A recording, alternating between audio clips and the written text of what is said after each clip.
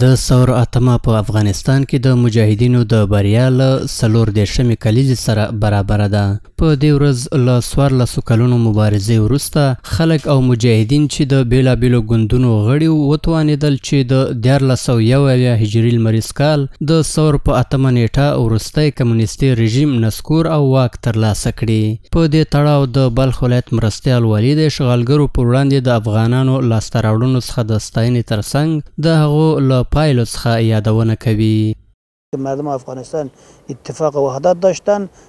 از روی دینی و ایمانی و وجدانی جذبت قوی ایمانیش به نسب خالق است. گفتیم که تیبا امو تبر میگم ما امو برچه میگم اینمی قسم که است یک چیز در میدادن بالای تان کلاش میکردن، اینمی چیزی که واسش بودن همه میکردن به خاطر خدا با فدایی خدا به شهادت آماده کرده بودن، از خاطر که اونا شکست خوردن رفتن. نوموړي همداراز د ثور اتمه د افغانانو لپاره یو برخلیک ټاکونکې ورځ وبلله او ټینګار یې وکړ چې د افغانستان خلکو هیڅکله د تاریخ په هیڅ پړاو کې اشغالګرو ته نه دي تسلیم شوي. هر کسی که باشه، او روس باشه و امریکا باشه و بریتانیا باشه و هر کسی که باشه در افغانستان اگر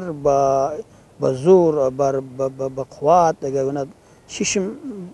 بدوزه و سیل بکنه مردم افغانستان نمیخواد، چون که این تاریخ ثابت شده، ما و شما میدانیم و تاریخ ثابت شده رئیس و هر دوره که آماده و شکست خورده. د یادونې وړ ده چې د افغانانو د 14 کلن جهاد په پایله کې د ډاکټر نجیب الله حکومت په 1401 کال د ثور په اتمه نیټه نسکور شو چې له هغه وروسته مجاهدینو په کابل او ټولو ولایتونو کې واک ترلاسه کړ او لنډمهاله اداره یې رامنځته کړه.